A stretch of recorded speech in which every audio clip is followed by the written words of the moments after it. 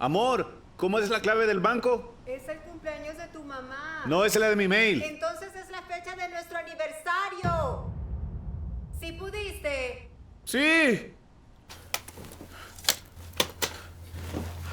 ¿Quieres que te ayude?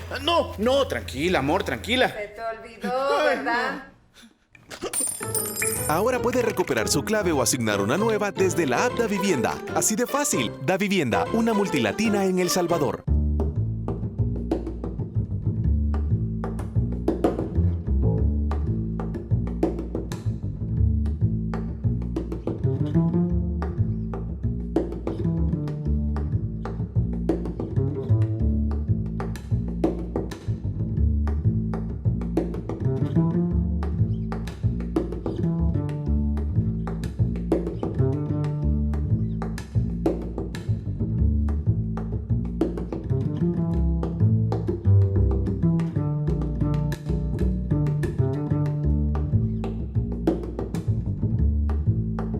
Muy buenas noches, amigos televidentes. Bienvenidos a un nuevo episodio de Focos y de su segmento Zoom.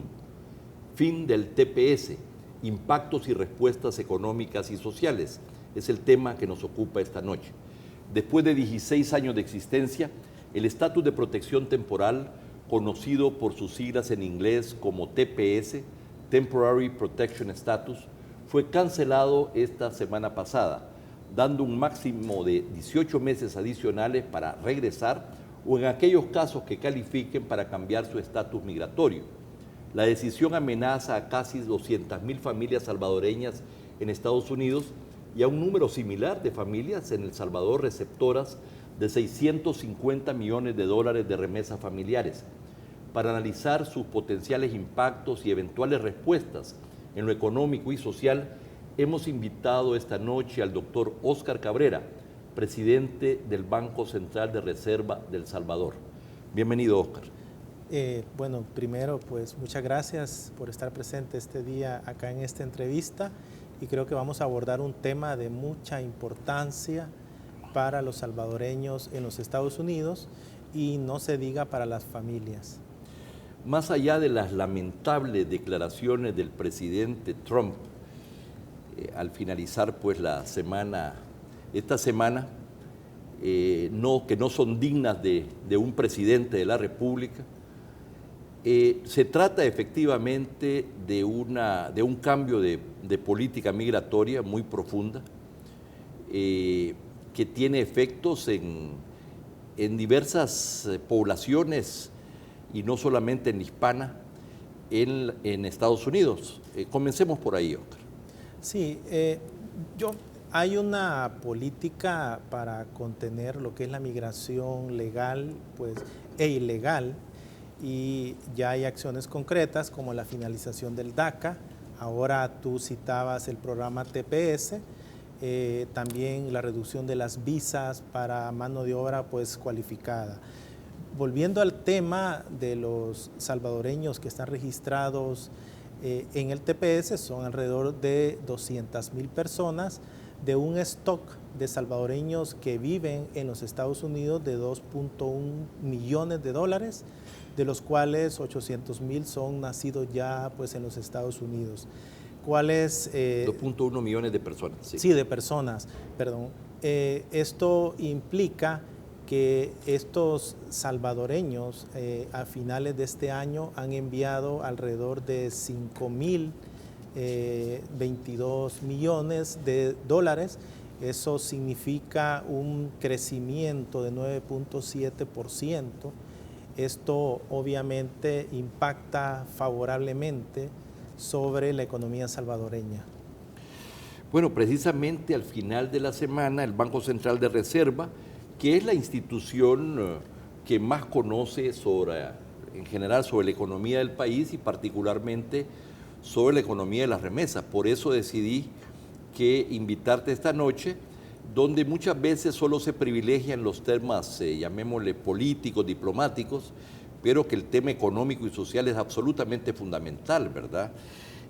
Precisamente esta semana el Banco Central de Reserva emitió un comunicado de prensa con las cifras más relevantes sobre las remesas familiares en el año 2017, que como tú decía, superaron los 5.000 millones de dólares, 445 millones más que en el 2016, identificando como una de las razones del crecimiento el efecto precaución de la diáspora, que ha enviado más remesas al prever un posible retorno asociado a la política migratoria estadounidense. Es decir, al menos un buen grupo de salvadoreños pareciera que la vio venir y comienza a prepararse en el sentido de enviar más dinero posiblemente para un eventual regreso.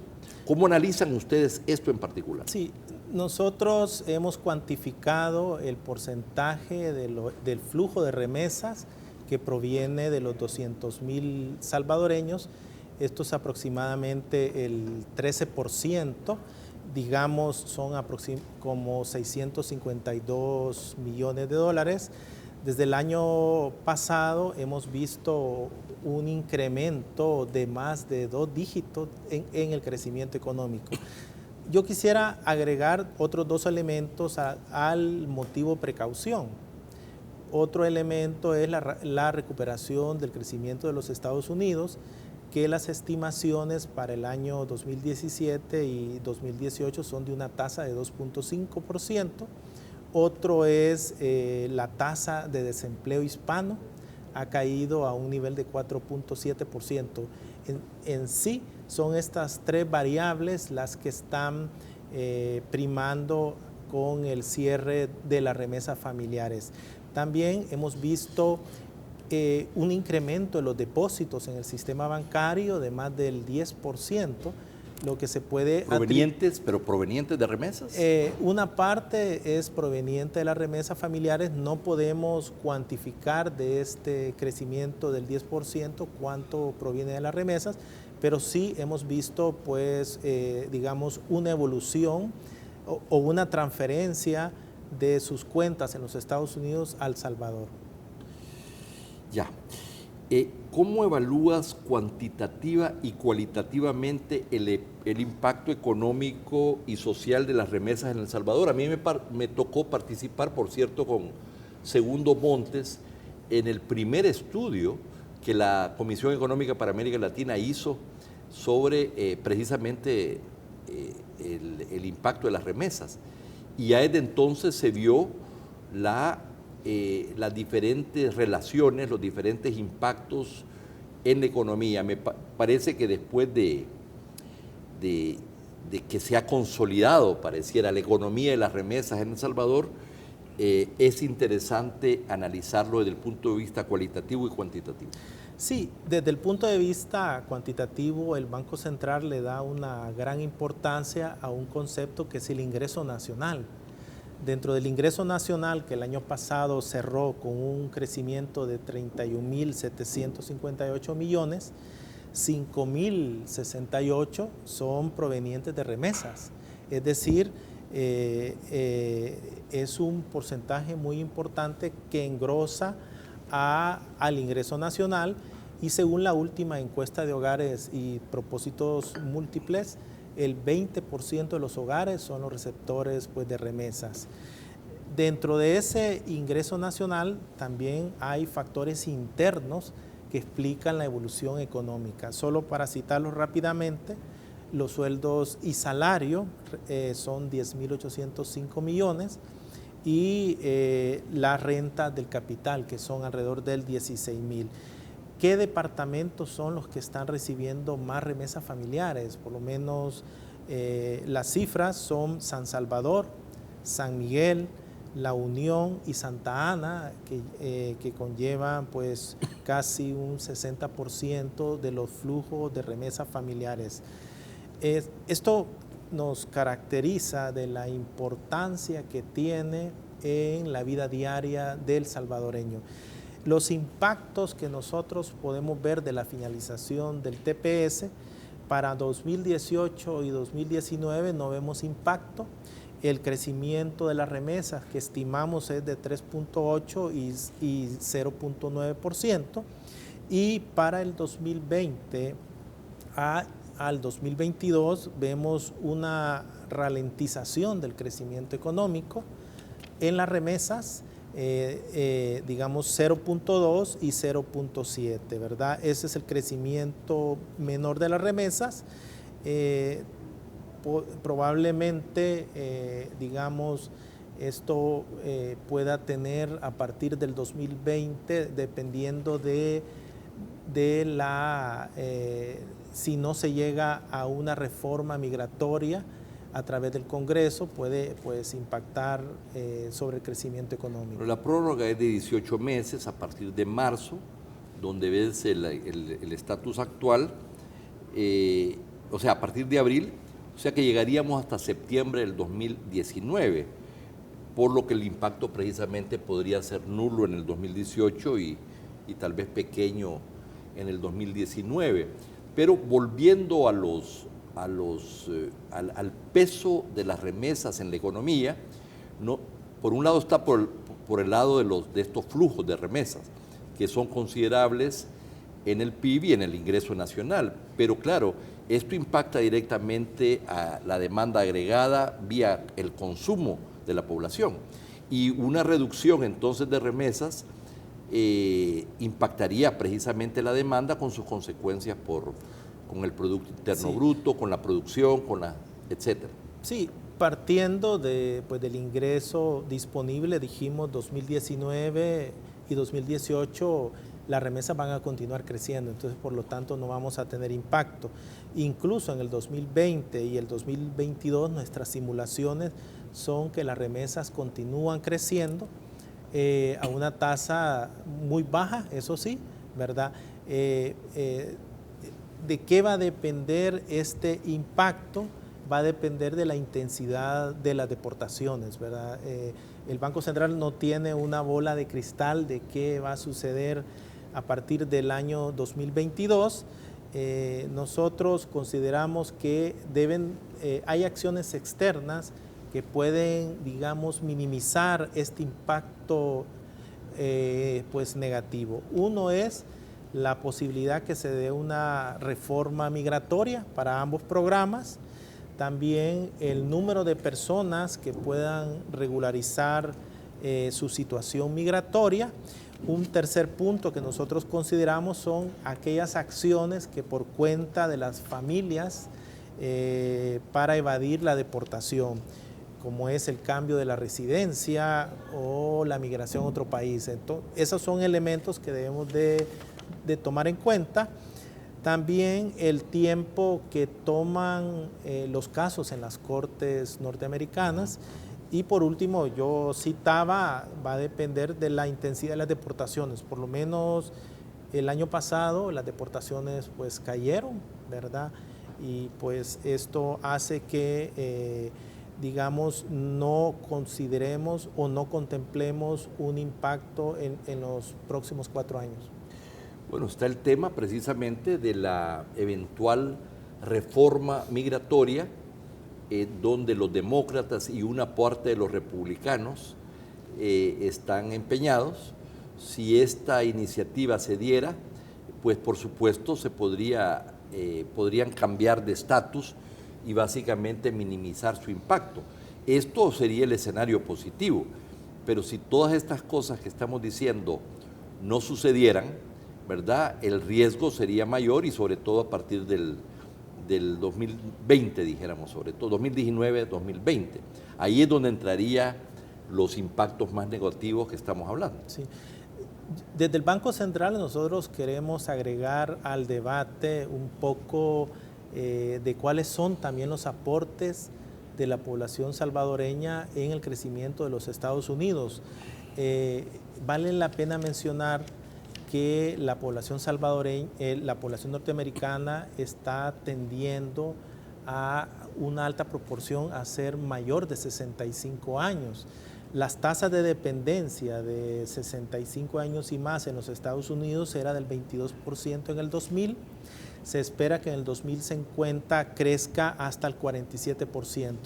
Esto le pone un riesgo al sistema de seguridad social para los Estados Unidos, y de ahí la importancia de la población migrante que entra a la fuerza laboral y ayuda a mantener ese equilibrio. Esto es un aporte muy positivo que está haciendo. Otro de los aportes que yo menciono sobremanera es la tasa de emigración cualificada de esta población salvadoreña. En 1980, la tasa de emigración con educación terciaria era del 16.4%. En el 2010 es el 38.8% el porcentaje de la población. La población que tiene pues, educación secundaria sube desde el 8.5 al 24.9. Es una fuga de cerebros que ha tenido nuestra economía y que ha generado efectos positivos en el incremento de la productividad laboral de los Estados Unidos, en el incremento del consumo agregado y en el crecimiento económico. Y yo quisiera dar otro elemento. Vamos a retomarlo, Oscar, cuando regresemos de este corte comercial. No nos cambie.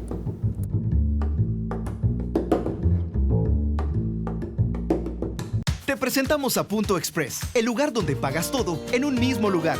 Punto Express tiene una red que te permite estar conectado directamente en línea para realizar todo tipo de pago de forma inmediata. Nuestra red de más de 800 puntos se encuentra en los 14 departamentos de El Salvador, en los lugares que siempre frecuentas, optimizando tu tiempo. De lunes a domingo, en horarios extendidos. Sin colas, sin recargos, sin tanta vuelta. En Punto Express, pagas todo, ganas mucho.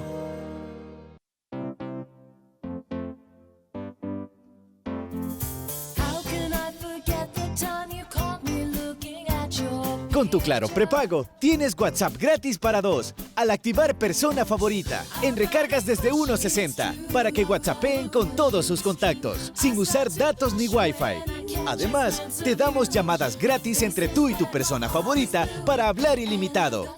Recarga tu Claro prepago ahora. ¡Claro que sí! Desde 1956, ABES, Asociación de Avicultores de El Salvador, trabaja por mejorar la productividad, eficiencia y competitividad de la industria avícola, garantizando seguridad alimentaria a la población a través de productos nutritivos y de primera calidad. El pollo y huevo contienen alto valor proteico, indispensables en una dieta balanceada. ABES, 60 años brindando nutrición a las familias salvadoreñas.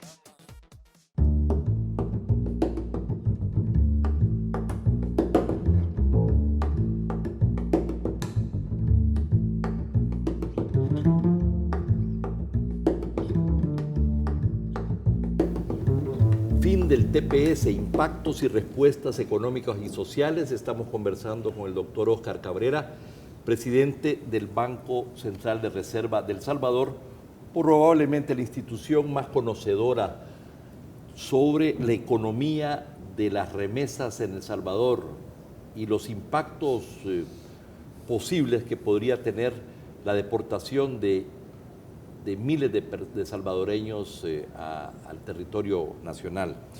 Bien, estábamos precisamente conversando antes del corte sobre la contribución a la economía norteamericana de los salvadoreños y particularmente en algunas áreas, por ejemplo, en el área de servicios, hoteles, restaurantes, pero también la industria de la construcción, en el área metropolitana de Washington, esto es muy importante, y también en otros estados. Y el tema de fondo, Oscar, me parece es que estos argumentos con estas cifras, que ustedes tienen algunas estimaciones ya, me parece que puede ser un argumento muy importante para la estrategia de incidencia con los factores de poder en Washington. A veces solo se analizan aspectos legales o aspectos políticos, etcétera. Pero el tema económico me parece que es un argumento muy importante que puede además movilizar a actores norteamericanos interesados en que nuestra población pueda continuar. Sí, por eso desde el banco queremos analizarlo, viendo cómo ha sido el potencial de la población salvadoreña pues, en los Estados Unidos.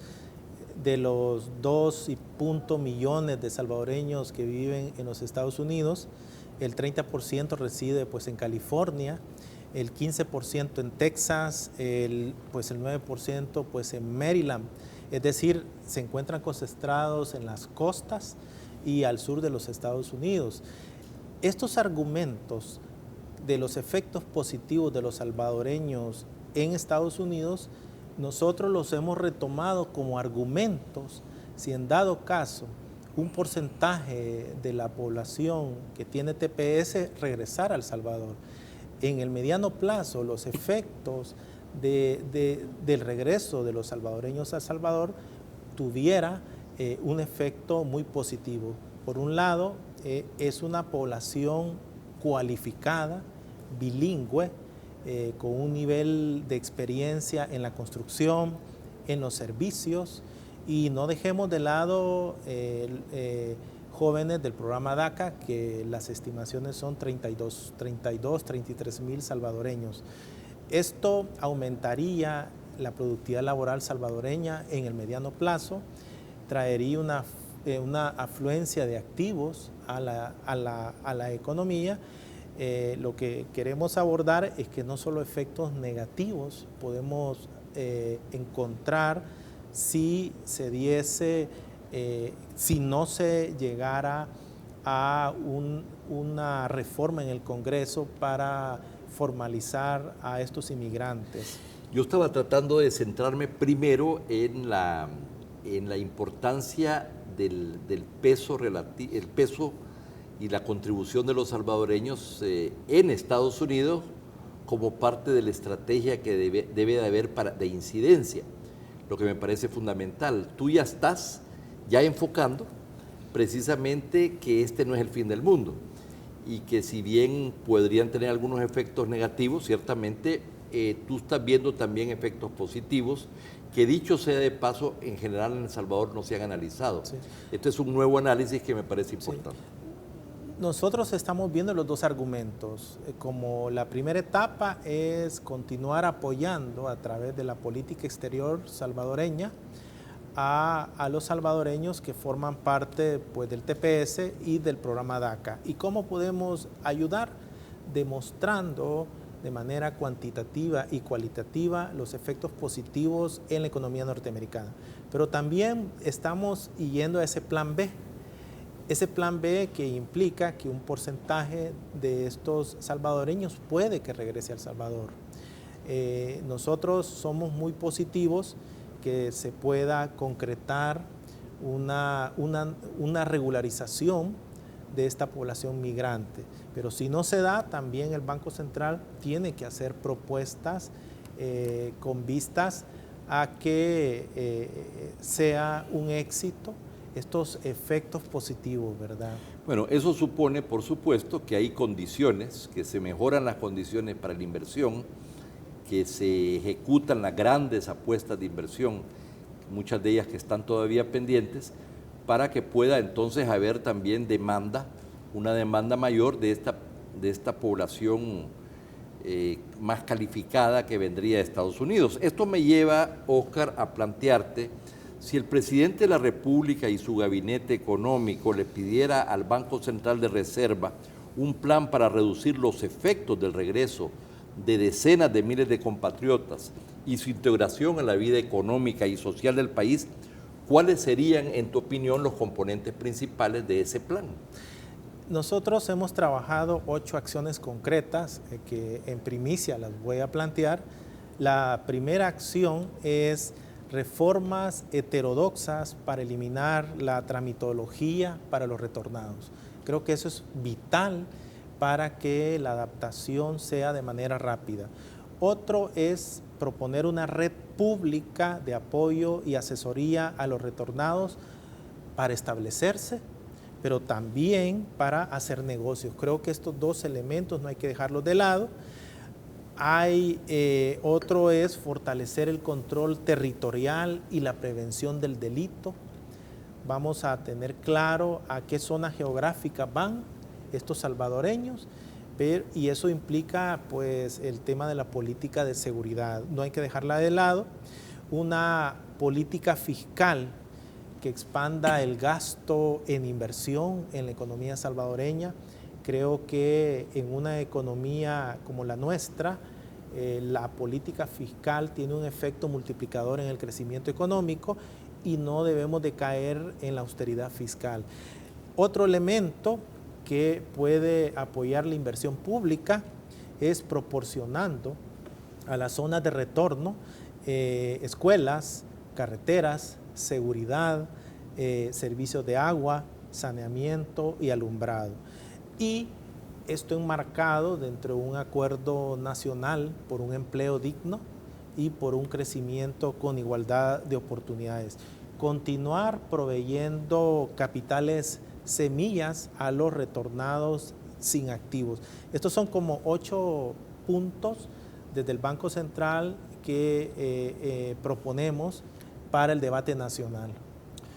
En mi columna de este jueves pasado en la prensa gráfica, precisamente yo abordaba algunos de estos aspectos, la importancia de exoneración de impuestos al regreso del menaje, al regresar el menaje, vehículos, la posibilidad de darles todas las facilidades y el apoyo para poder invertir, dijéramos, crear instrumentos, la posibilidad de crear un fondo público-privado donde los salvadoreños que tengan recursos para invertir pudieran hacerlo con retornos que sean competitivos, ¿verdad?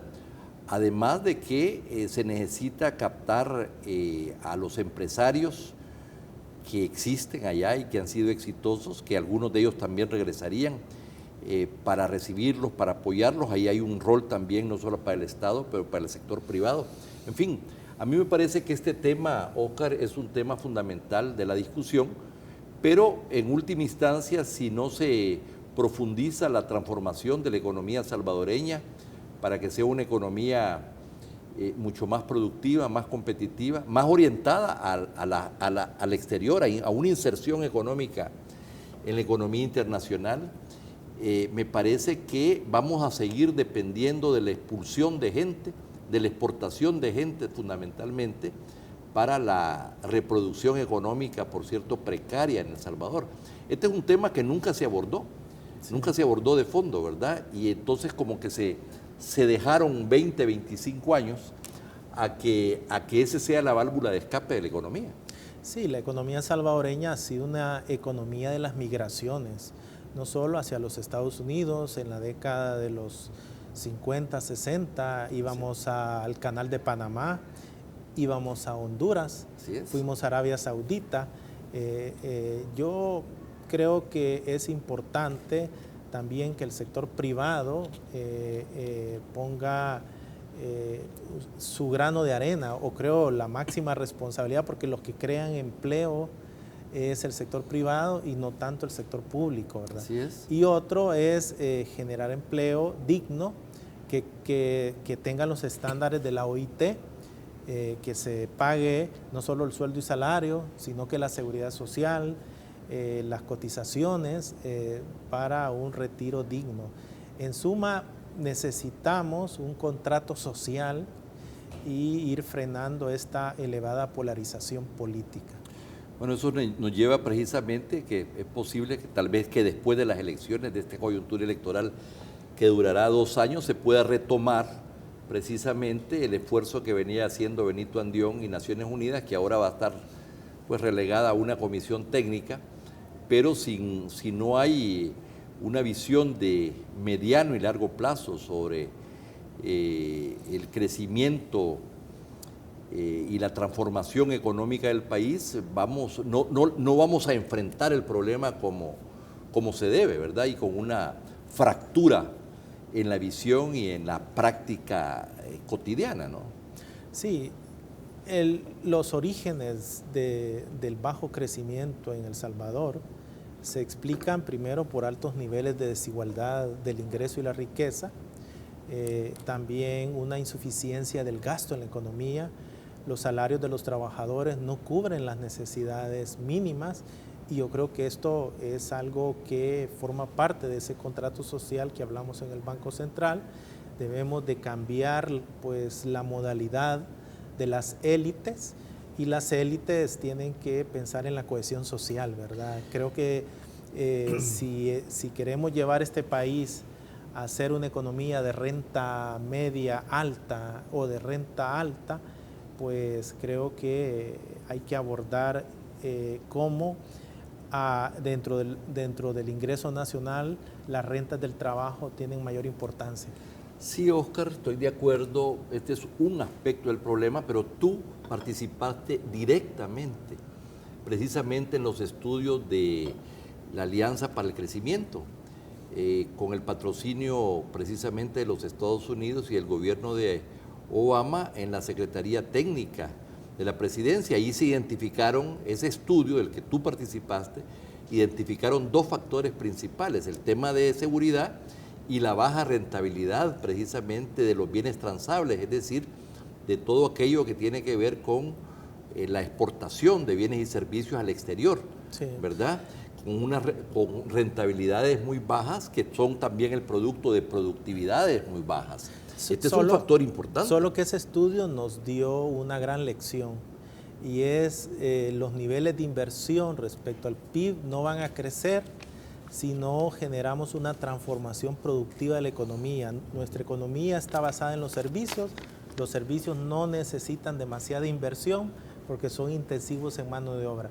De ahí que propuse toda la política de transformación productiva, porque yo observaba que no era simplemente aumentar los niveles de inversión, era trastocar la actual estructura productiva y orientarla a través de políticas públicas hacia la agroindustria, hacia la industria manufacturera y hacia servicios avanzados a las empresas. Creo que esto es una tarea no del corto plazo, pero la estamos haciendo dentro del gobierno. El 96% de lo que exportamos al país ya es manufactura. La inversión extranjera directa, el 50% está yendo a la industria. Hace 20 años la inversión extranjera venía a comprar empresas públicas, pero creo que eso es un elemento. Otro es la violencia e inseguridad. El Banco Central hizo un estudio de cuáles eran los costos derivados de la violencia. Eran alrededor de 4.000 millones al año, 4.000 millones que se pudieran estar utilizando para proveer bienes públicos de calidad, ¿verdad? Entonces, esos son nuestros grandes retos, como tú los has mencionado, y ahora se nos vienen otros, ¿verdad? Bueno, el tema precisamente del fin del TPS y de la amenaza de la deportación de miles de compatriotas nos ha llevado precisamente a tocar el tema más de fondo, que es el tema estructural de la economía, una economía que pareciera diseñada históricamente para expulsar a su gente y no encontrar las condiciones para una vida digna. Esta es la discusión de fondo que ha sido relegada por mucho tiempo y que ahora la realidad nos va a obligar precisamente a afrontarla. Quiero agradecerte, Oscar, tu presencia en Focos esta noche. Muchas gracias. Y a usted, amigo televidente, muchas gracias por su audiencia. No nos cambie, viene Prisma.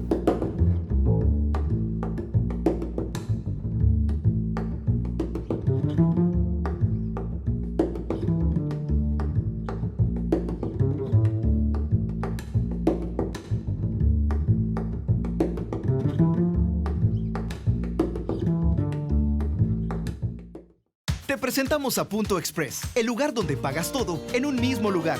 Punto Express tiene una red que te permite estar conectado directamente en línea para realizar todo tipo de pago de forma inmediata. Nuestra red de más de 800 puntos se encuentra en los 14 departamentos de El Salvador, en los lugares que siempre frecuentas, optimizando tu tiempo. De lunes a domingo, en horarios extendidos. Sin colas, sin recargos, sin tanta vuelta. En Punto Express, pagas todo, ganas mucho.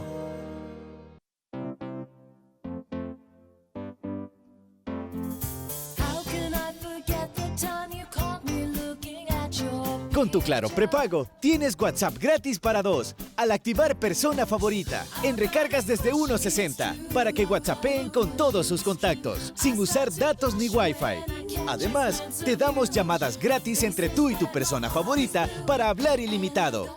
Recarga tu Claro prepago ahora. ¡Claro que sí!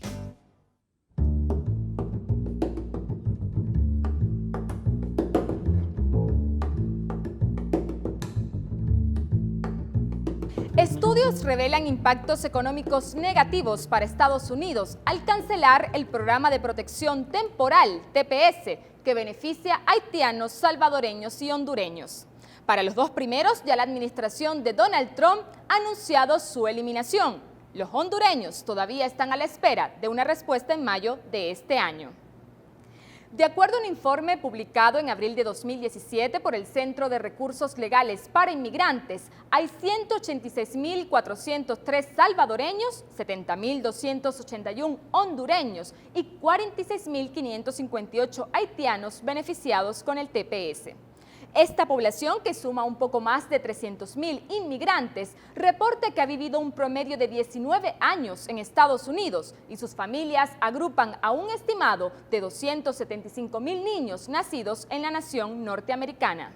Ambos indicadores muestran que esta comunidad de tepecianos está visiblemente integrada a la sociedad estadounidense, pero también a su economía. La tasa de participación laboral de esta población indica que 8 de cada 10 beneficiarios del TPS es un trabajador activo, según otro informe publicado en 2017 por el Centro de Estudios de Migración de Estados Unidos. Esos porcentajes, sostiene la institución, están muy por encima de la tasa de trabajo para la población total estadounidense, que alcanza el 63%, y para la población nacida en el extranjero, que se estima en un 66%.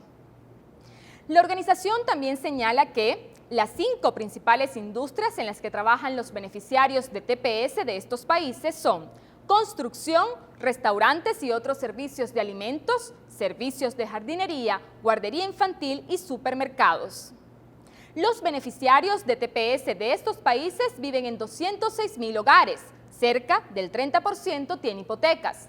El Centro de Recursos Legales para Inmigrantes señala que poner fin al TPS y, por lo tanto, eliminar la capacidad de los destinatarios de trabajar legalmente probablemente aumentaría el riesgo de ejecución hipotecaria de las familias con miembros del TPS. Otro dato revelador es que alrededor de 68.000 personas, o el 22% de la población TPS de estas naciones, llegó como niños menores de 16 años. El estudio también señala que el 10% de los salvadoreños, el 9% de los haitianos y el 6% de los beneficiarios hondureños de TPS están casados con un residente legal.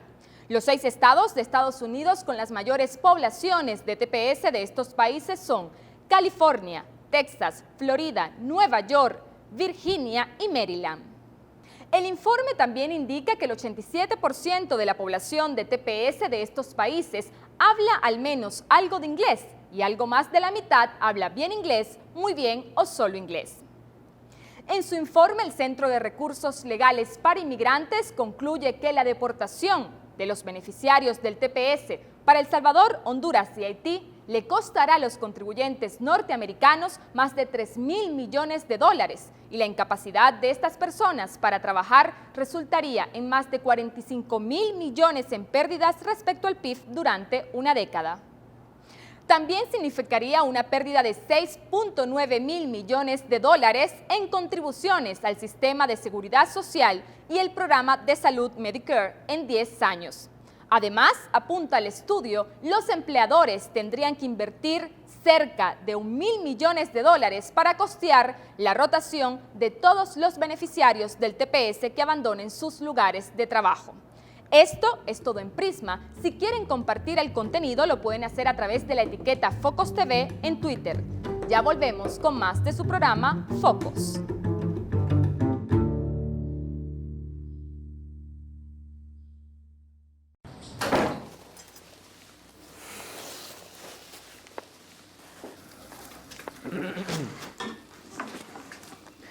Mi amor, te amo. Se te olvidó pagar la luz, ¿verdad?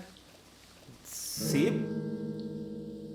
Ahora el pago de sus servicios es tan fácil como tomar una foto con la app Davivienda. Así de fácil. Davivienda, una multilatina en El Salvador. ¿Quiénes somos? ¿Qué nos define? No somos lo que tenemos. No somos lo que prometemos. Somos lo que hacemos. Esforzándonos día a día, capacitándonos constantemente, contagiando optimismo, convirtiendo lo bueno en algo mejor. Sé el que hace. Inscríbete hoy. Hagamos la diferencia. Universidad Tecnológica de El Salvador.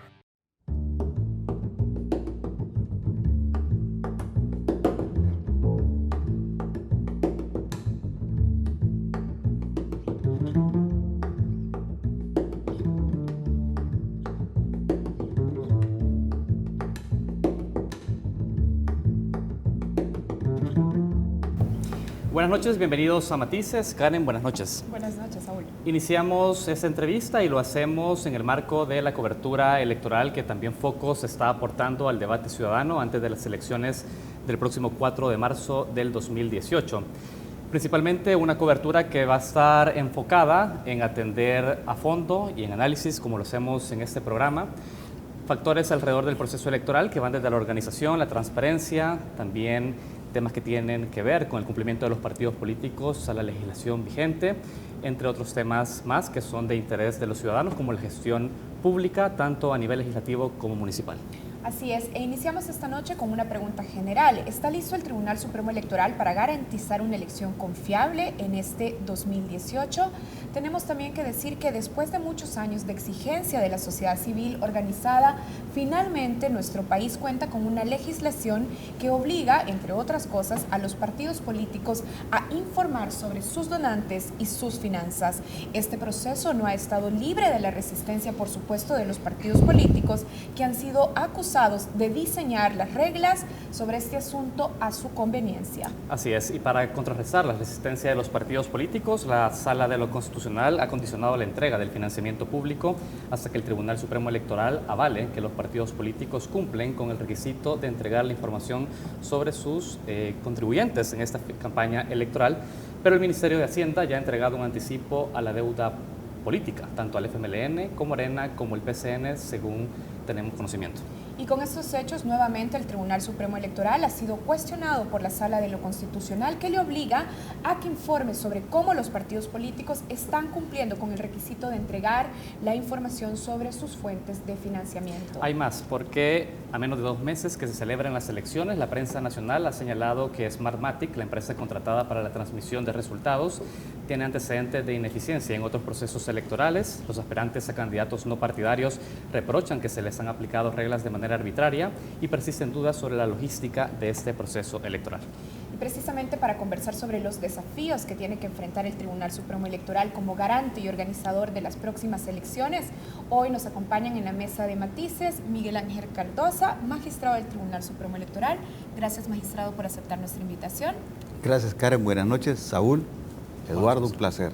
Y bueno, también está con nosotros Eduardo Escobar. Eduardo Escobar es coordinador de Acción Ciudadana, una organización de la sociedad civil que se dedica precisamente a observar procesos de democracia y elecciones. Eduardo, buenas noches. Buenas noches, Karen. Buenas noches, Saúl. Buenas noches, magistrado. Gracias por la invitación. Un gusto estar con ustedes esta noche. Excelente. Iniciamos la entrevista, magistrado Cardosa. El Tribunal Supremo Electoral ha recibido esta semana una resolución de la Sala de lo Constitucional respecto a un escrito que presentó Eduardo Escobar en relación al anticipo de la deuda política al FMLN. Nosotros queremos saber algo, porque el Ministerio de Hacienda justifica que entregó esta deuda a partir de una carta que recibe del Tribunal Supremo Electoral. ¿Cómo se gestó la decisión dentro del Tribunal Supremo Electoral de decir el FMLN ha cumplido con el proceso de transparencia en el financiamiento? Gracias, Saúl. Hay que recordar la sentencia de la Sala de lo Constitucional establece 2 partes fundamentales. Una es la entrega del financiamiento, lo cual establece una medida cautelar, dice mientras no se cumpla no se puede entregar el financiamiento, y condiciona a 2 cosas: al cumplimiento de estos parámetros que la misma Sala señala en la sentencia, y 2, a que se legisle en relación a este tema del financiamiento y el tema de los donantes específicamente. Y por otro lado establece el tema de la inscripción de candidatos. La inscripción de candidatos, sí, la Sala es determinante, es decir, que ahí la autoridad es el Tribunal Supremo Electoral y que el Tribunal Supremo Electoral deberá de establecer si se cumple con los parámetros de la sentencia para poder inscribir los candidatos. Entonces, aquí hay dos situaciones distintas. Como nos estamos refiriendo al financiamiento propiamente dicho, el tema del financiamiento, el tribunal, la misma sentencia lo dice, que las instituciones que tienen que ver con entregar este dinero deben de abstenerse de realizar cualquier actividad mientras permanezca la medida cautelar. El tribunal, en ese sentido, cumplió la sentencia, la ha estado cumpliendo y no ha realizado ninguna gestión específica para entregar dinero. ¿Qué significa esto? Por ejemplo, haber pedido el valor de los votos al Banco Central de Reserva, no lo hizo el tribunal. Haber entregado constancias a los partidos de votos válidos para que puedan retirar su anticipo para esta elección, no lo hizo el Tribunal Supremo Electoral. Lo que sí hizo el Tribunal Supremo Electoral, a petición del ministro de Hacienda, porque envía una nota al tribunal y nos pide que digamos si los partidos políticos han cumplido los parámetros para poder entregarles el financiamiento. El Tribunal Supremo Electoral, en una nota que le remite en el mes de noviembre, le dice que la entrega del financiamiento de los partidos políticos pende de una medida cautelar otorgada por la Sala de lo Constitucional a quien se debe consultar. Esa es la frase específica en el primer párrafo. En el segundo párrafo le decimos, y en relación a la inscripción, hemos considerado que han cumplido y hemos inscrito a los candidatos. Y con base a esa información es que el Ministerio de Hacienda dice es viable poder entregar el anticipo de deuda política. Entendemos que es así. El tribunal no tiene esa información, incluso no hemos ni siquiera sido informados a quienes se les ha entregado el financiamiento. Solo muy brevemente, quiero que nos quede algo claro, magistrado, porque usted decía, no hemos dado pasos previos por cumplir la cautelar de la sala, es decir, definir cuál es el monto del valor del voto y por otro lado, definir cuánto le corresponde de deuda a anticipo a cada partido político. Si estas dos condiciones previas no se han dado, ¿el Ministerio de Hacienda entonces ha actuado de manera arbitraria a la hora de entregar anticipo de deuda política? La información del valor del voto normalmente el tribunal la solicita.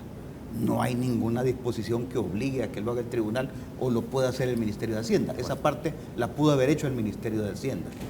Ahora, magistrado, antes de pasar con Eduardo, entonces, pensando en los ciudadanos, en la audiencia que ahora nos está acompañando en esta entrevista, el Tribunal Supremo Electoral sí puede garantizar que los partidos políticos cumplieron con los parámetros sobre financiamiento, sobre transparentar su financiamiento.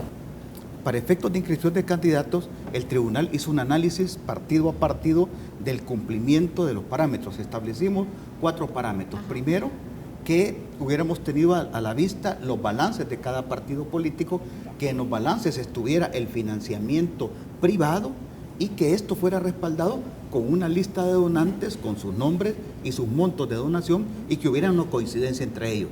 Fue el primer parámetro que dijimos, bueno, si el balance dice que se recibieron 4 millones y tenemos un listado que respalda 4 millones y tienen los nombres completos y además se establece el monto, pues ese era el primer parámetro. Y además ordenamos que se publicaran esos listados para cumplir con el tema de transparencia. Además, le pedimos en el caso de las donaciones anónimas, que son aquellas que se recogen en las colectas, que nos presentaran también el reglamento específico que permitiera esa donación. Le pedimos que nos dijeran si habían cumplido las sentencias del Tribunal Supremo Electoral, tanto pagando las multas como las medidas correctivas que habíamos dicho nosotros, y si cumplían con esos parámetros específicos, entonces el Tribunal Supremo Electoral procedía a habilitar a cada partido para inscribirse. Bien. Eduardo, me gustaría contrastar tu opinión con esto que el magistrado está diciendo. Dice, a juicio del Tribunal Supremo Electoral se observaron algunos parámetros y determinamos que sí estaban cumpliendo los partidos políticos. Acción Ciudadana ha observado cómo los partidos políticos responden al requisito de transparentar sus finanzas. En tu opinión, ¿los partidos políticos están cumpliendo con las condiciones de justificar y enseñar sus finanzas? Bueno, creo yo que habría que separar el tema financiero de los partidos en dos partes. Uno es el origen de sus fondos y el otro es el tema del destino, los gastos. En el tema del origen, nosotros como Acción Ciudadana, que solicitamos la información de la elección 2015-2014, encontramos una resistencia grande de los partidos porque era la primera vez que se les solicitaba esta información y que tenían que hacerla pública. Entonces, eso nos llevó ante el Tribunal Supremo Electoral demandando a los partidos porque no se entregó. Luego de las sentencias del tribunal y en un proceso dentro de los partidos, se ha ido liberando la información. O sea, los partidos han ido publicando estos datos en su página web. Se pueden consultar en la mayoría que están estos datos. Entonces, o sea, no sí todos. han cumplido los partidos. De 2015, no todos y no toda la información del origen. Ahora, 2016, los partidos sí entregaron, con excepciones, entregaron la información. O sea, depende del partido, así es el grado de cumplimiento del origen. Ahora, si hablamos de los gastos, ahí es donde hay un mayor nivel de incumplimiento. ¿Por qué? Porque los partidos solo nos muestran rubros muy generales de gastos, pero no nos identifican en realidad, o sea, no hay cómo comprobar que ese gasto efectivamente se realizó. Magistrado, con respecto a lo que está diciendo Eduardo, da la impresión con su declaración que el Tribunal Supremo Electoral ha visto las líneas gruesas de lo que el partido político ha cumplido, pero no el detalle, es decir, la calidad de esa información. Sí. ¿Usted podría asegurarnos de que esto ha sido a detalle, ese análisis del tribunal, o ha habido deficiencias a la hora de...? A propósito de líneas gruesas, efectivamente el tribunal se vio en la situación cuando pedimos el destino de los fondos, nos encontramos con que normalmente los partidos políticos en una misma cuenta entraba el financiamiento privado y el financiamiento público. Entonces no tenían la posibilidad, y así nos lo dijeron, de establecer el destino de los fondos del financiamiento público y el financiamiento privado. Se les ordenó, en los mismos parámetros que se les impusieron, se les ordenó que había que separar los ingresos públicos o los ingresos privados para poder empezar a ordenar el tema del destino de los fondos y saber a dónde están los gastos. Efectivamente, el tema de los gastos, el tribunal se ha quedado con líneas gruesas, con gastos gruesos, efectivamente. De hecho, hay una petición de Acción Ciudadana en uno de los casos, cuando tuvimos los reclamos de Acción Ciudadana por falta de transparencia de los partidos políticos, que nos llevaron a multar a 5 partidos políticos y a ordenar que entregaran la información a Acción Ciudadana. Uno de los argumentos que el Tribunal Supremo Electoral planteó para no ser tan detallista en el destino de los fondos fue que por esa vía, hay una limitación que establece la ley, pudiera estarse determinando como estrategias de campaña de los partidos políticos. Cuando uno baja al municipio puede determinarse hacia dónde oriento mi campaña y eso pudiera afectar. Ese fue el argumento que el Tribunal Supremo Electoral planteó en aquella ocasión. Solo para cerrar ese punto, antes de la pregunta de Karen, evidentemente nos encontramos con una deficiencia en no tener una regulación más estricta para que el Tribunal Supremo pueda meterse a los detalles. ¿Es un tema de regulación o un tema de la capacidad del tribunal en hacerlo, magistrado? Yo diría que las dos cosas. O sea, ciertamente en la medida en que el tribunal se convierte en un juez más activista, con mayor... que esto tiene sus pros y sus contras. En la medida en que el legislador no es tan específico en las legislaciones, muchas veces se abre la puerta para el juzgador tiene mayor margen.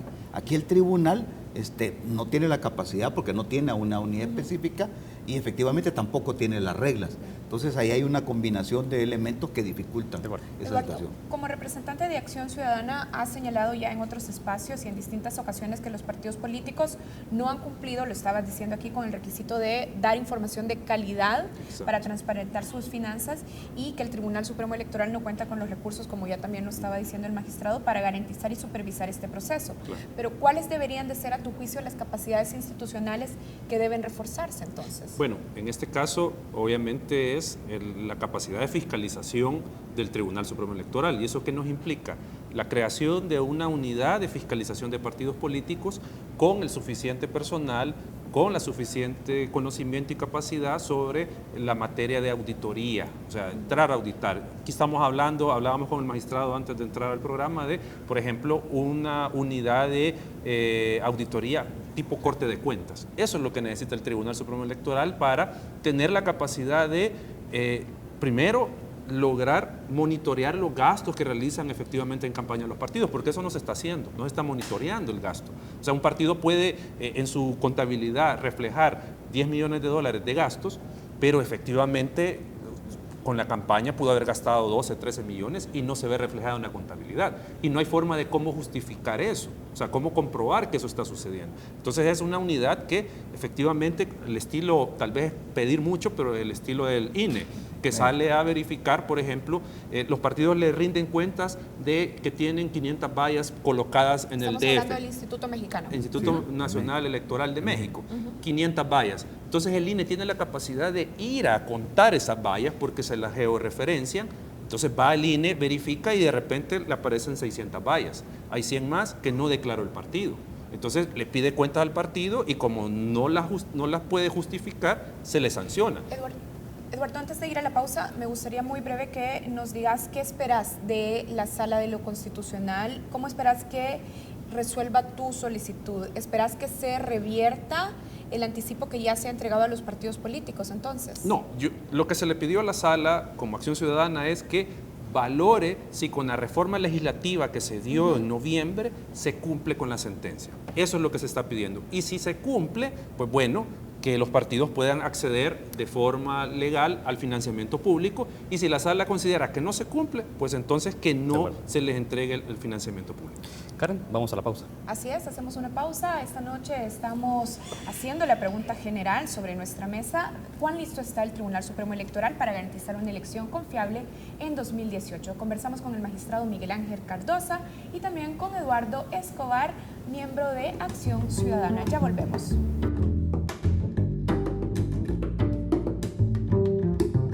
El Banco Central de Reserva presenta Economía en 30 segundos.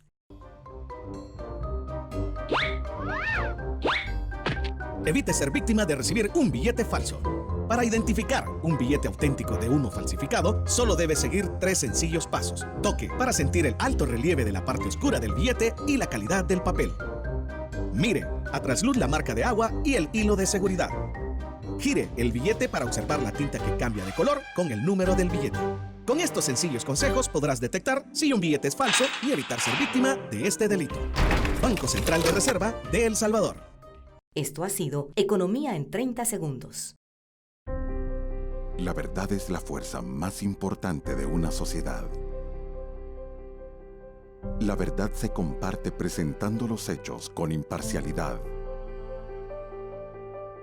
La verdad la comparte un equipo comprometido, documentando cada momento clave de la historia.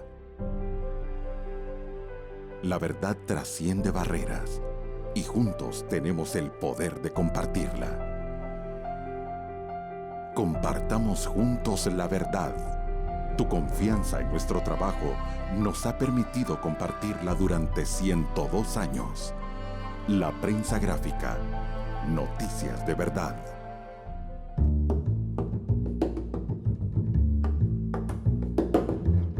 Buenas noches, bienvenidos nuevamente a Matices. Esta noche nos preguntamos, ¿está listo el Tribunal Supremo Electoral para garantizar una elección confiable en 2018? Y lo hacemos con 2 actores. Desde la institucionalidad, con el Tribunal Supremo Electoral, estamos entrevistando a Miguel Ángel Cardosa, magistrado propietario de este tribunal, y desde la sociedad civil lo hacemos con Eduardo Escobar, coordinador de Acción Ciudadana. Retomamos la entrevista, magistrado Miguel Ángel Cardosa. Queremos hablar ahora de Smartmatic.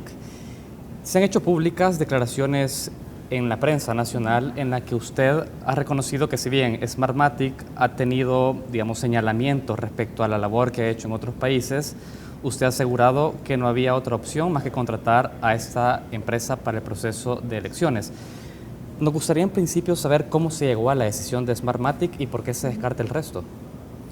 Bueno, hay que decir primero que cuando entramos a este proceso, en la replanificación que hacemos cuando ya no nos permiten los 39 millones en el mes de abril, en mayo en adelante replanificamos y nos vamos a transmisión de resultados, puro y duro, como ha sido siempre con Indra.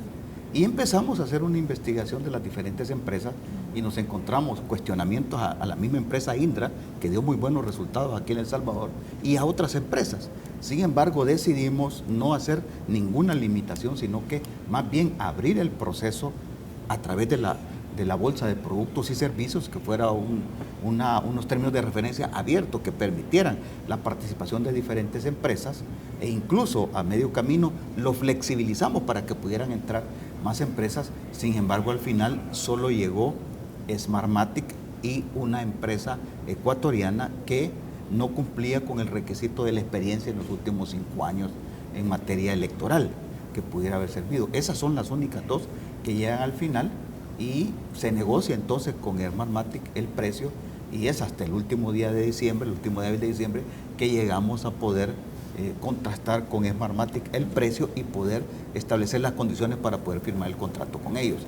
¿Qué motivó al Tribunal Supremo Electoral a llegar a este proceso? Lo motiva precisamente el no repetir los errores del 2015.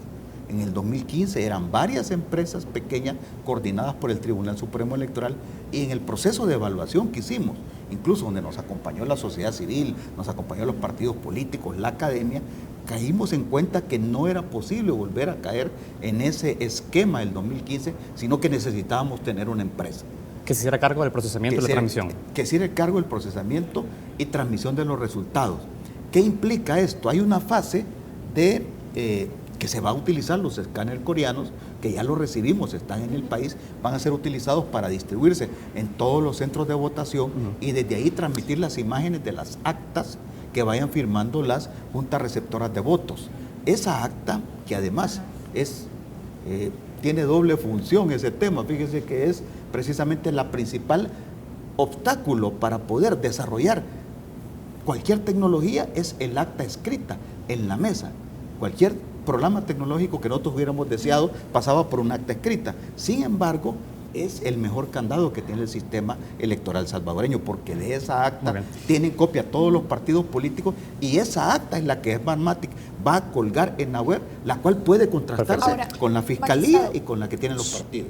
¿Por qué contratar a Smartmatic si habían señalamientos de ineficiencia en otros procesos electorales de otros países? Es decir, ¿no era preferible incluso retrasar la implementación del plan de elecciones hasta tener la certeza de que tenemos una empresa contratada con las credenciales adecuadas?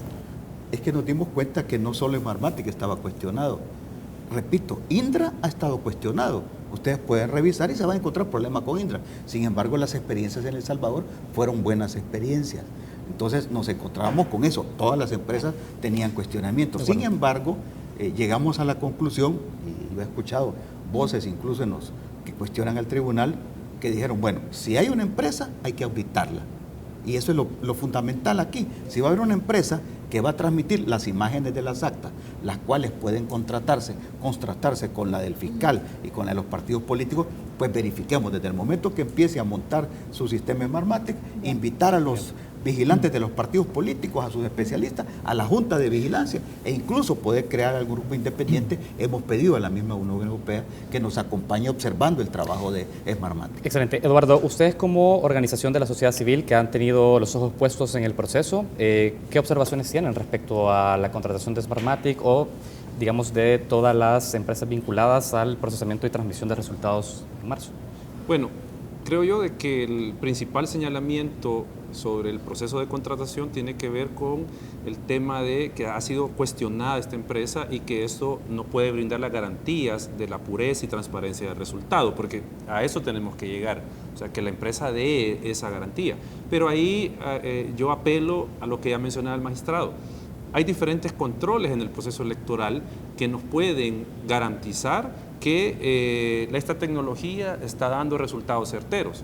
Por ejemplo, Junta de Vigilancia Electoral, estamos hablando de la Fiscalía, la Procuraduría General de los Derechos Humanos, que son también actores que están dentro del proceso, y sumémosle la observación electoral de sociedad civil. Es decir, con la institucionalidad del país y la sociedad civil salvadoreña, puede verificarse. ¿Tú estarías conforme en que el proceso se desarrolla? Porque a eso le sumamos los partidos políticos. O sea, lo que decía el magistrado, al terminar el escrutinio y llenar el acta, completarla, hay una copia para cada partido político. Entonces, si un partido está alegando, bueno, mire, han cambiado los resultados de esta empresa a la hora de procesarlos, que el algoritmo que se utilizó generó ese cambio en los resultados, que yo tenía 150 votos y me está reflejando solo 50, pues bueno, yo tengo el acta que llenó cada mesa y lo puedo comprobar. Ahora, magistrado, también hay muchas dudas y se ha discutido muchísimo sobre cómo será el proceso directamente en las juntas receptoras de votos en el escrutinio. Nos gustaría, a manera de resumen, que nos ayude a comprender a nosotros y también a la audiencia cómo será el proceso de escrutinio y cómo quedará ese proceso de conteo de votos en mesa. Sí. Bueno, el escrutinio tal como lo desarrolla el mismo instructivo de Junta Receptora de Votos, que fue aprobado por el tribunal y que desarrolla la legislación, especialmente el artículo 200, a propósito del escrutinio de diputados, porque el de consejos municipales seguirá siendo en lista cerrada, contando votos enteros, que son votos por bandera. Pero en el caso de los diputados, después de separar, como siempre lo ha hecho la mesa, los votos utilizados de los inutilizados, y los utilizados se separan por votos enteros, porque hay tres formas de votar: votos enteros como en lista cerrada, votos preferentes con listado marcando la misma lista de partido, y en lista abierta, que es donde yo me puedo mover de una lista a otra. Lo primero que hacen es separar votos enteros, o sea, van a agarrar cada vigilante, como siempre ha ocurrido: estos son votos de Arena, estos son votos del Frente, estos son votos de GANA, estos son votos del PDC. En el centro se pondrán los votos cruzados y se pondrán además los votos de los no partidarios. Y empezará a contarse de esa manera votos enteros. Una vez se agotan los votos enteros, empieza la parte del voto cruzado. El voto cruzado, por una decisión del tribunal, que además lo avaló la reforma del artículo 200, no se van a contar en la mesa. En la mesa no habrá conteo de voto cruzado. Lo que va a hacerse es consignar el voto cruzado. ¿Qué quiere decir esto? Que en los folios a numeral del acta se va a ir estableciendo, consignando cada voto cruzado. Al tomar los votos cruzados, la mesa va a decir: en este voto cruzado hay 10 marcas, y lo va a consignar 10 marcas. De estas 10 marcas corresponden 5 a Arena y 5 al Frente. Esta papeleta tomará la siguiente, tiene 3 marcas, es uno de GANA, uno del PDC y uno del PCN. Así irá haciendo la mesa, solamente describiendo el voto, y de manera centralizada el sistema informático va a traducir, el sistema informático del tribunal va a traducir eso a fracción de voto. De tal manera que una vez que el sistema identifique que son 10 marcas, ya sabe que ahí se divide en un décimo esa marca. A partir del acta escaneada. Y después, al final, procederá a contar las marcas de preferencia. Rubén Zamora escribió en El Faro un artículo recientemente donde cuestiona precisamente esa atribución que el Tribunal Supremo Electoral está desarrollando y señala que al ser parte dentro del conteo de los votos entra en una contradicción, porque a la hora de impugnar el tribunal no puede juzgar y ser parte a la vez, porque ha formado parte de ese proceso. ¿Cómo reacciona el tribunal ante ese señalamiento? Ya lo hemos escuchado en otras ocasiones, alguien señaló, incluso uno de los oferentes de las empresas que iba a participar y que no participó, dijo: allá hay una especie de fraude, porque el tribunal es quien va a contar el voto cruzado. Realmente, de manera centralizada, lo que vamos a hacer es traducir a fracción de voto lo que la mesa va a consignar. Es simplemente la traducción a la fracción, y eso sí, va a sumar la fracción de manera centralizada. O sea que cuando tengamos los votos enteros, las cifras que va a dar en un primer momento el tribunal en esa misma noche van a ser enteras. En un segundo momento van a aparecer con decimales. ¿Por qué? Porque ahí empezamos a sumar los votos cruzados. O sea, también hay que pensar que efectivamente esto parte de la idea de que queremos dar información esa misma noche. Para eso había que buscar un mecanismo que quitarle esa gran responsabilidad a la mesa de contar los votos cruzados y poder garantizar esa noche estar dando resultados. Porque otra forma que hubiera sido mucho más fácil es simplemente embolsar los votos cruzados, guardarla en una bolsa con las marcas de preferencia y venirlas a contar de manera centralizada a San Salvador. Bien, Eduardo, queremos hablar también de otra de las demandas y otras de las exigencias de la sociedad civil organizada durante los últimos años: la participación de los candidatos no partidarios. A ver, de casi 16 aspirantes a candidaturas no partidarias, finalmente esta semana hemos conocido que el Tribunal Supremo Electoral anuló buena cantidad de las firmas de las firmas que habían presentado los aspirantes a candidatos no partidarios. De manera general, ¿cómo valora Acción Ciudadana al final que, a pesar de que se incorporaron estas modificaciones legales, las candidaturas no partidarias resulta que no avanzan como se esperaba, no logran los aspirantes superar los requisitos para inscribirse en el proceso? Bueno, en primer lugar, como Acción Ciudadana siempre valoramos de forma positiva las diferentes formas que tiene la ciudadanía de participación política. En este caso se enmarca, o en este contexto se enmarca, los candidatos no partidarios. O sea, hay que verlo como una forma de participación política para precisamente ejercer poder político. Entonces esto le quita ese velo de antipolítica que se le está señalando a los no partidarios. Tal vez pueden ser, si se quiere, antipartidos, pero no antipolítica. Entonces, eso es, como Acción Ciudadana, lo valoramos positivo, que haya otros canales de expresión del pluralismo ideológico que hay en la sociedad que las candidaturas no partidarias. Ahora, con la resolución del tribunal, nosotros como Acción Ciudadana no estamos de acuerdo en los fundamentos jurídicos de la misma. Y básicamente es por la siguiente razón. El que yo, como ciudadano o ciudadana que es parte del soberano y que tiene la potestad en el Estado, o sea, el soberano es el que manda, el que delega a los funcionarios a que hagan diferentes funciones, este soberano, ¿por qué no puede autorizar que varias personas compitan como candidatos no partidarios? Porque recordemos algo, lo que la ley pide es que los ciudadanos o ciudadanas firmen los libros para autorizar como soberano que esta persona compita para representarme. Entonces, en esa medida, no hay ninguna vinculación de mi persona con la candidatura en el sentido de ser miembro, afiliado, miembro de estos grupos de apoyo. O sea, simplemente yo lo que estoy diciéndole al Tribunal Supremo Electoral es, Tribunal, yo autorizo que estas personas compitan en la elección legislativa. O sea, eso es lo que yo estoy haciendo como ciudadano. No le estoy endosando mi respaldo a este candidato. Probablemente yo no vote por ningún candidato, sino que simplemente permito con mi firma que compita. Entonces, en esa medida no le veo contradicción en que yo le pueda dar la firma a diferentes candidatos. Magistrado, nos gustaría que explique la posición del Tribunal Supremo Electoral a esto que Eduardo ya decía. El tribunal ha dicho, estas firmas, casi 8,000, se anulan porque se repiten en los libros de los candidatos no partidarios y por eso autorizaron a solo un candidato no partidario por San Salvador. ¿Por qué? Eduardo decía, esto no tiene fundamento jurídico. El Tribunal Supremo Electoral recibe 18 solicitudes, de las cuales al final solamente 10 presentan sus libros.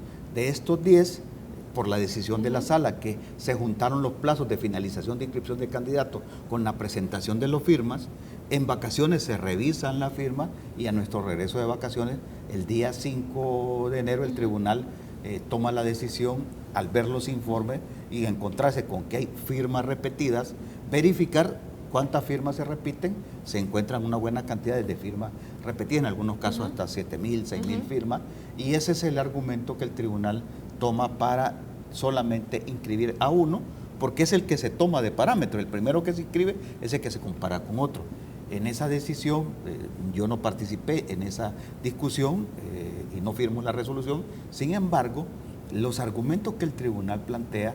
¿Porque no la compartía o porque no se encontraba? No me encontraba en esa situación. Pero la comparte. Probablemente hay algunas cosas que no las comparto del todo de la decisión, pero sí el tribunal, el argumento central que mantiene es que en este caso, cuando repetir las firmas, no está en el decreto respectivo.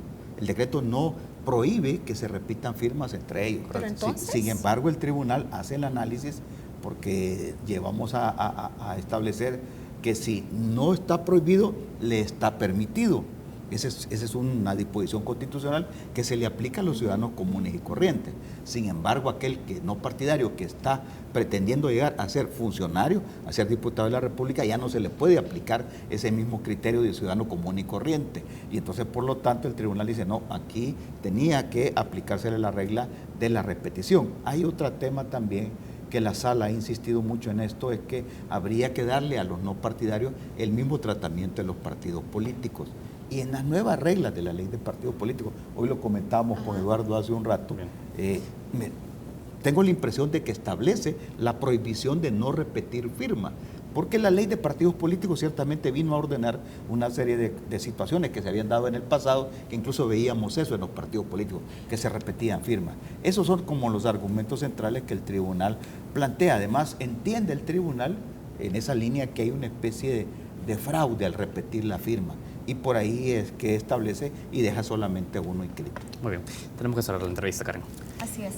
Ha sido muy importante que ambos vengan, creo que es un ejercicio para la ciudadanía muy interesante que tanto la institucionalidad como la sociedad civil, que en su momento han estado en litigio, digamos, de alguna manera, ese es el término, Eduardo.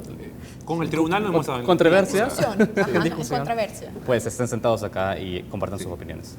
Bueno, Gracias. muchísimas gracias al magistrado Miguel Ángel Cardoso, magistrado del Tribunal Supremo Electoral, y muchísimas gracias también a Eduardo Escobar, Gracias por el espacio. coordinador de Acción Ciudadana, una organización de la sociedad civil. Gracias a ambos, gracias a ustedes que nos han acompañado. Ya regresamos con más de Focos.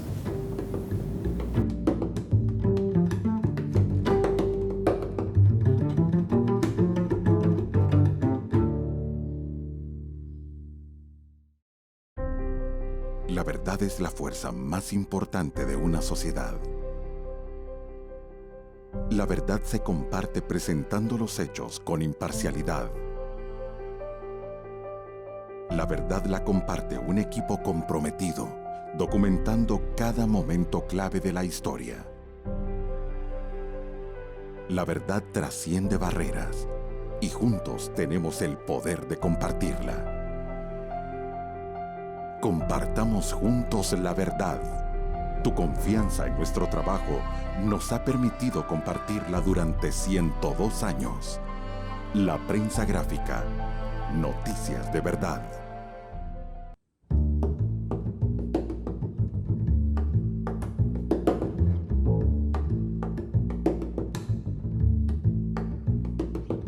El Departamento de Seguridad Nacional de los Estados Unidos suspendió esta semana el estatus de protección temporal, TPS, para alrededor de 195,000 salvadoreños.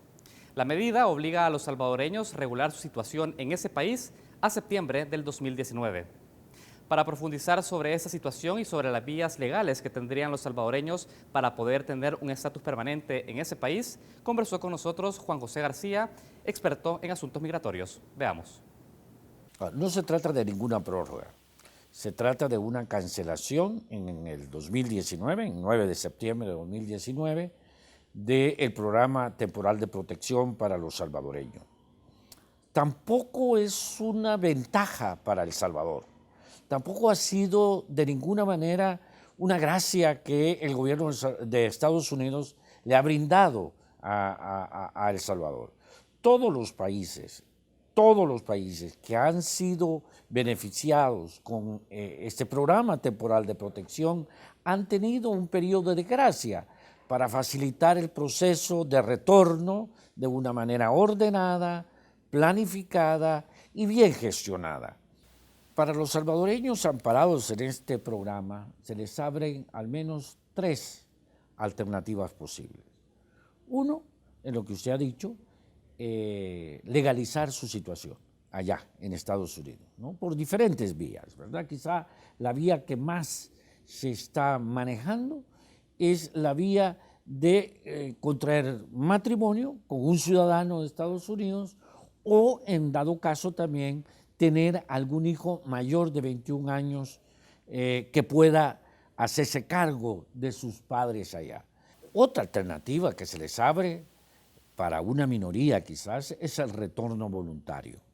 Es decir, los salvadoreños que se están amparando en este momento con el TPS deciden regresar al país. Quizás sea una minoría. Amparados en el TPS, no salieron del país por persecución política o persecución de las pandillas por violencia.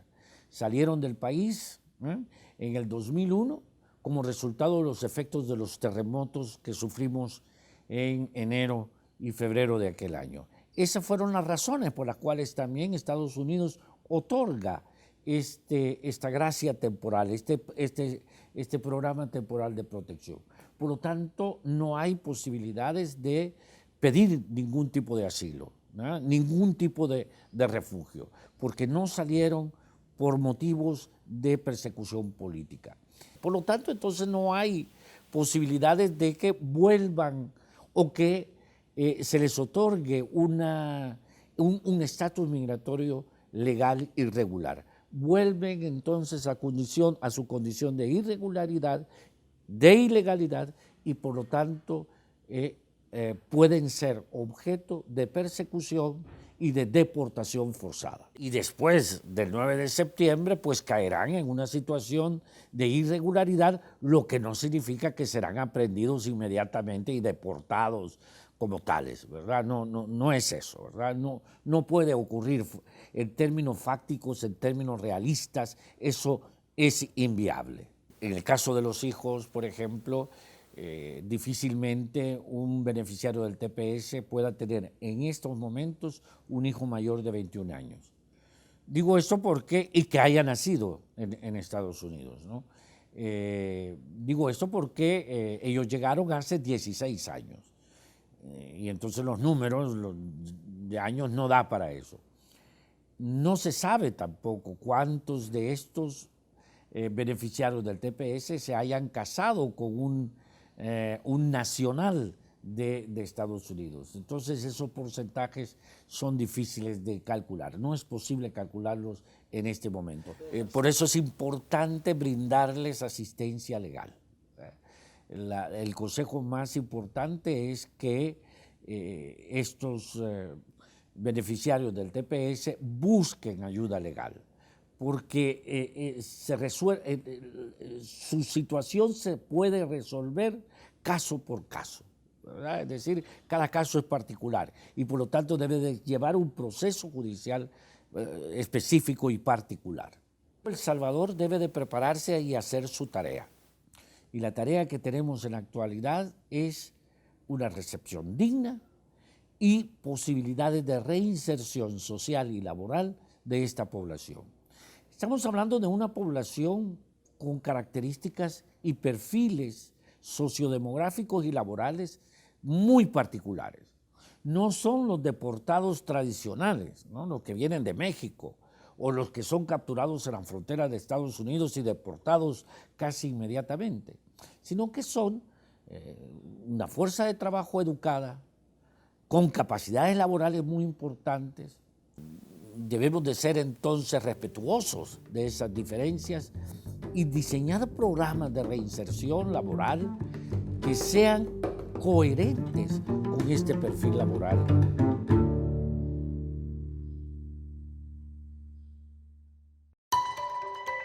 ¿Quiénes somos? ¿Qué nos define? No somos lo que tenemos. No somos lo que prometemos. Somos lo que hacemos. Esforzándonos día a día, capacitándonos constantemente, contagiando optimismo, convirtiendo lo bueno en algo mejor. Sé el que hace. Inscríbete hoy. Hagamos la diferencia. Universidad Tecnológica de El Salvador.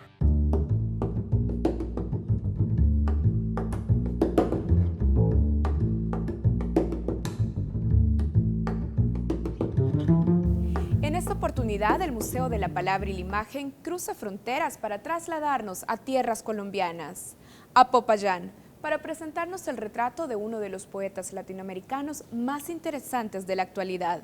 Se trata de Giovanni Quesep, ganador del Premio Mundial de Poesía René Char. Les invitamos a acompañarnos a la Colombia profunda, que al inicio del 2018 coloca sus esperanzas en un proceso de paz que pone fin a 50 años de conflicto armado. Gracias por habernos acompañado esta noche en Focos. Les esperamos la próxima semana. Buenas noches.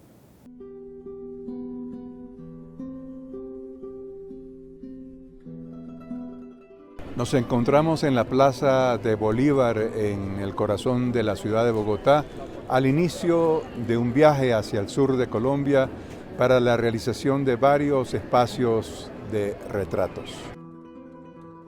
Iniciamos un largo viaje hacia el sur de Colombia.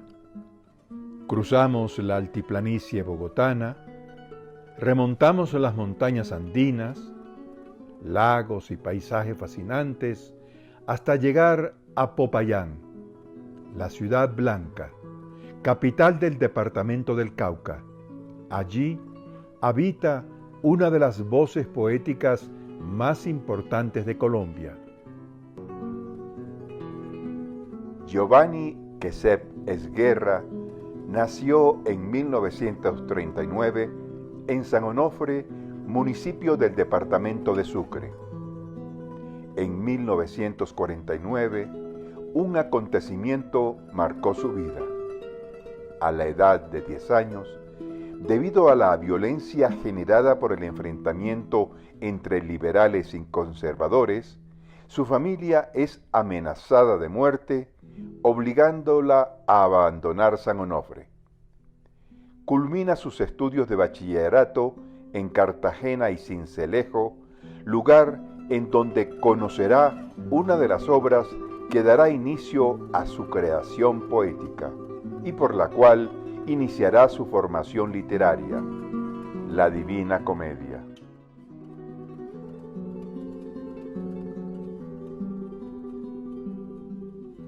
Estudia Filosofía y Letras en la Universidad Javeriana y más tarde realiza un posgrado de Literatura Hispanoamericana en el Instituto Caro y Cuervo.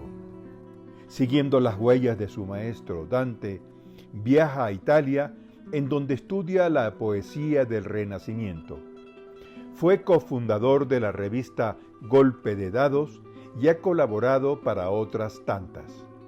Autor de numerosos poemarios, entre los que destacan Después del Paraíso, El ser no es una fábula, Duración y leyenda, Canto del extranjero, Muerte de Merlín, Un jardín y un desierto, El aire sin estrellas, Brasa lunar y Después será el vacío. Una vasta obra que en el 2004 fue reconocida con el Premio Nacional de Poesía José Asunción Silva.